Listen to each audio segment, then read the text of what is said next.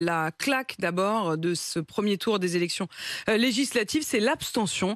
Un chiffre record, 52,49% des inscrits sur les listes électorales ne sont pas allés voter. C'est historique. Oui, c'est historique pour des législatives. C'est même supérieur à l'abstention que nous avions enregistrée en 2017. On pensait que ce record tiendrait. Eh bien non, ce record est à nouveau battu. Cela veut dire, Apolline, si on fait un calcul en nombre d'inscrits, plus de 25 millions d'électeurs, près de 26 même, ne sont pas allés voter hier. C'est 2 fois plus que l'élection présidentielle. Ça dit aussi Alors finalement... que ça n'était qu'il y a 7 semaines. Oui, mais veut ça dire... dit aussi que pour un grand nombre d'électeurs, ils estiment avoir fait leur devoir électoral au moment des élections présidentielles parce que c'est l'élection centrale. Ensuite, ça dit aussi que cette campagne n'a pas été très dynamique, il n'y a pas eu beaucoup d'élan.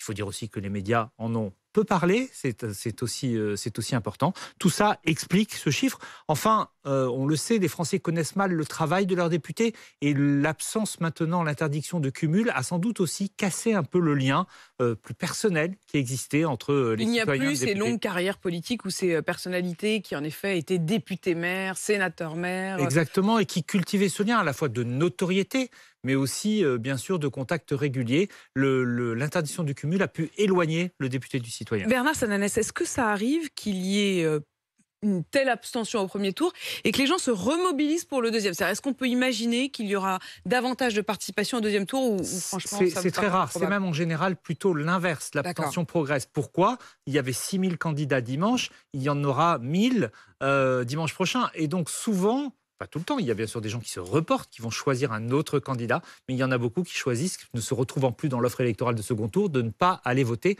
De mémoire, l'abstention avait augmenté de 6 points en 2017. Est-ce qu'il est encore possible que Jean-Luc Mélenchon soit Premier ministre? Écoutez, ce n'est pas aujourd'hui, sur la base des résultats d'hier, l'hypothèse la plus probable, mais ce que l'on constate, c'est que la dynamique électorale, elle est favorable à la NUPES. On voit bien que la stratégie, plus que l'évolution du rapport de force, la stratégie d'avoir présenté un candidat unique dans la quasi-totalité des circonscriptions avec finalement des dissidences qui ont peu fonctionné, eh bien c'était la bonne stratégie. C'est cette absence de stratégie unitaire qui, en 2017, avait privé la gauche de beaucoup de qualifications au second tour. Là, la gauche devrait être entre 450 et 500, on n'a pas encore le nombre final, mais plutôt plus près de 500 duels. Comment vous expliquez cette médiocrité, en tout cas du score de la majorité présidentielle? Je dirais 2 choses. Un, l'impopularité du premier quinquennat s'est enquistée. Finalement, la présidentielle de 2022 n'a pas remis les compteurs à zéro. Premier point. Et deuxième point, ce début de quinquennat n'est pas marqué par un élan comme ça avait été le cas en 2017. Et ça, on le voit sur un chiffre très fort. En général, quand on parle de l'élan du président élu, on compare la progression du score de son camp entre les présidentielles et les législatives.